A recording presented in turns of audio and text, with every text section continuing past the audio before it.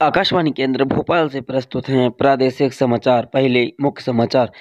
प्रधानमंत्री नरेंद्र मोदी ने कहा, केवड़ियों के लिए 8 नई विशेष रेलगाड़ियों के लिए शुरू होने से क्षेत्र में पर्यटक और रोजगार को बढ़ावा मिलेगा। गृह मंत्री अमित शाह ने कहा, सरकार राष्ट्रीय सुरक्षा, आत्मनिर्भरता और जन कल्याण के लिए प्रतिबद्ध है। देश में कोविड-19 से स्वस्थ होने वालों की दर बढ़कर 96.58% हुई। खेल मंत्री किरेन रिजिजू ने कहा, खेल संस्थाओं के नाम प्रसिद्ध खिलाड़ियों के नाम पर रखे जाएंगे। भारत के साथ वेस्टइंडीज क्रिकेट टेस्ट मैच के तीसरे दिन ऑस्ट्रेलिया ने अब तक 54 रन की बढ़त बनाई। अब समाचार विस्तार से। प्रधानमंत्री नरेंद्र मोदी ने कहा कि आज वीडियो कॉन्फ्रेंसिंग के जरिए देश के विभिन्न विभागों में केवड़ियों को जोड़ने वाली 8 रेलगाड़ियां को हरी झंडी दिखाकर रवाना किया। इन रेलगाड़ियों के माध्यम से स्टैच्यू ऑफ यूनिटी तक की यात्रा और सुगम हो जाएगी। श्री मोदी ने कहा कि आज हम इस सबके लिए ऐतिहासिक दिन है। आज एक भारत श्रेष्ठ भारत अपने सुंदर रूप में परिलक्षित हो रहा है। प्रधानमंत्री ने कहा कि भारतीय रेलवे के इतिहास में पहली बार देश भर के 8 रेलगाड़ियां एक साथ एक गंतव्य से जुड़ जाएंगी। उन्होंने कहा कि आज भारतीय रेल मिशन और सरदार वल्लभ भाई पटेल की परिक्रमा का समागम हुआ है। श्री मोदी ने कहा कि केवड़ियों के समान कोई दूसरा स्थान नहीं है और यह स्टैच्यू ऑफ यूनिटी और सरदार सरोवर बांध से जाना जा सकता है। प्रधानमंत्री ने कहा कि केवड़िया भारत के प्रमुख पर्यटन स्थल बनकर उभर रहा है। श्री मोदी ने कहा कि दुनिया भर से पर्यटक केवड़िया आ रहे हैं और यहाँ आने वाले पर्यटकों की संख्या स्टैच्यू ऑफ लिबर्टी देखने वालों से ज़्यादा हो गई है। प्रधानमंत्री ने विश्वास जताया है कि बहुत जल्द प्रतिदिन 1 लाख पर्यटक केवड़िया आएंगे।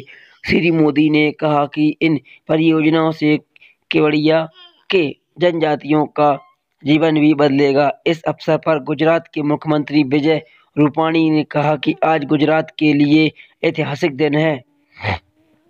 प्रधानमंत्री ने साप्ताहिक केवड़िया बनारसी महामना एक्सप्रेस, दैनिक दादर केवड़िया एक्सप्रेस, दैनिक अहमदाबाद केवड़िया जन शताब्दी एक्सप्रेस, सप्ताह में 2 बार चलने वाली निजामुद्दीन केवड़िया संपर्क क्रांति एक्सप्रेस, साप्ताहिक केवड़िया रीवा एक्सप्रेस, साप्ताहिक चेन्नई केवड़िया एक्सप्रेस, दैनिक प्राप्त नगर केवड़िया MESU ट्रेन और दैनिक केवड़िया प्रताप नगर NUM ट्रेन को झंडी दिखाकर रवाना किया। रेल मंत्रालय के अनुसार अहमदाबाद केवड़िया जन शताब्दी एक्सप्रेस में आधुनिक विस्टा डोम कोच लगाया गया है।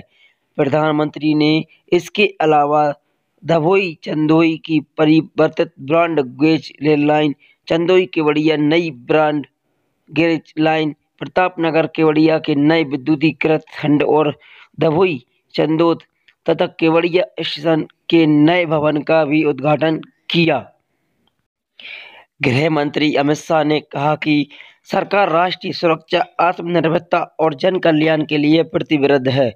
कर्नाटक के बेलगावी में आज जन सेवक समावेश कार्यक्रम के समापन सत्र को संबोधित करते हुए श्री अमित शाह ने कहा कि पाकिस्तान को उसकी ही भाषा में जवाब दिया गया है।